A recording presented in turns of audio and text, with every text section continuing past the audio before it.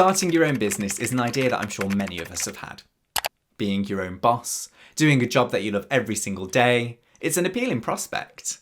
The problem is, without a business background, many people don't actually know how to set up a business, or what's expected from them when getting it up on its feet. If this sounds like you, then you're in luck, because in today's video we're going to go through all the steps that you need to take to incorporate a limited company in the UK. As stated on the government website, incorporation is the process by which a new or existing business registers as a limited company. Incorporating a company means it becomes its own entity, separate from the person running it, meaning your personal assets, such as your house and car, are protected from claims made against the business. Incorporating a company is done through Companies House via the government website.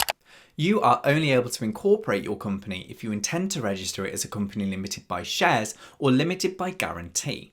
So if your intention is different to this, for example, you want to be a sole trader or you're looking to set up a business partnership, we'll provide links in the description below for you to find out more information on setting up those, but for the purpose of this video, I will only be explaining how to incorporate a company limited by shares. Setting up a limited company protects your personal assets, it adds legitimacy to your business, and it sets the foundation for growth. So with all of that said, let's go through the process of how to set one up. So first things first, you're going to want to think of a company name. Now, try and be unique here and think outside the box. You'll want to think of something that represents what your business is, but makes it stand out from the competition. There are some words which cannot be approved for use, such as profanity and sensitive terminology, and other words that legally cannot be used unless you're able to prove that you can use them.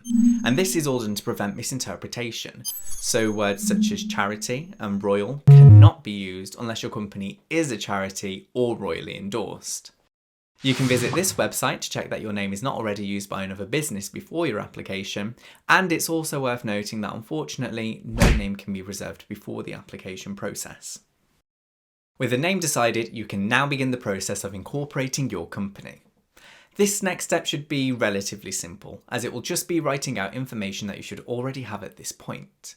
Your company will need to have a registered office address, which is the official correspondence address for the company, along with at least one director and one shareholder.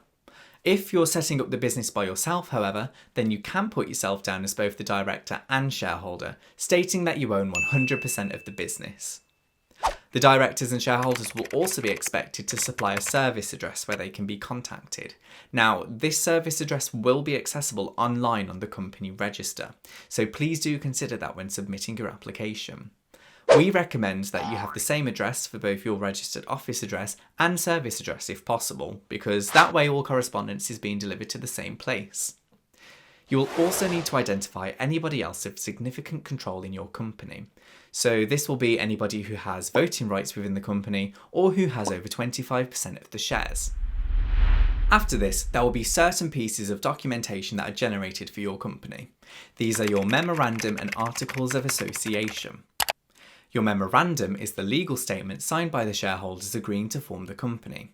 If you're registering online, this is automatically created for you and all you'll need to do is provide a digital signature. However, if you're applying via post, you can find and download a template from the government website. The Articles of Association are the written and agreed rules for running your company to be signed and agreed upon by the director, secretary, and the company's shareholders. You can either use standard articles or write and submit your own. All you need to do now is decide on a standard industrial classification code for your company. You're able to choose up to 3 codes from a list provided on the government website, selecting whichever codes best fit your company. Now, you may not know what best describes your company at the moment, or over time you may expect your company to transform into something else entirely. So don't worry too much about this right now, because whatever you do choose can be changed in the future. The last thing worth noting is a part of the application which will talk about the records you'll be expected to keep whilst your business is running.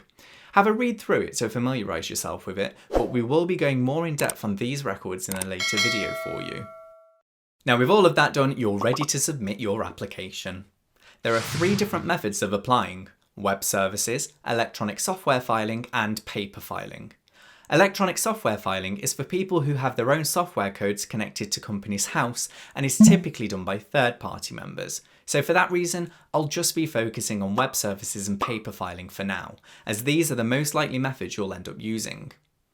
Web services is the quickest and easiest way to register. There is a £12 setup fee, which is paid via card or PayPal, and standard submissions will take around 24 hours to be processed. This is all done via the government website, and we'll provide a link in the description below for you. Paper filing costs £40, with the fee payable via a cheque addressed to company's house. This application takes around 8 to 10 days to be processed, once it's been received via post. We recommend applying via web services through the government website because it's cheaper to send, it's quicker to process, and it's also much better for the environment. Once your application has been processed and approved, you'll receive a certificate of incorporation, which proves your company legally exists and shows the company name alongside the date of formation. So you can think of it like a birth certificate for your newborn company. And with all of that done, there you have it. You've been able to incorporate your company in the UK. Thank you all so much for watching this video. We hope that you've been able to find it useful, and if you need any more information on anything that I've discussed, then feel free to ask us in the comment section below, or subscribe to our channel and keep your eyes peeled for our upcoming videos breaking down the process for you. Thank you so much again, and we'll see you in the next video.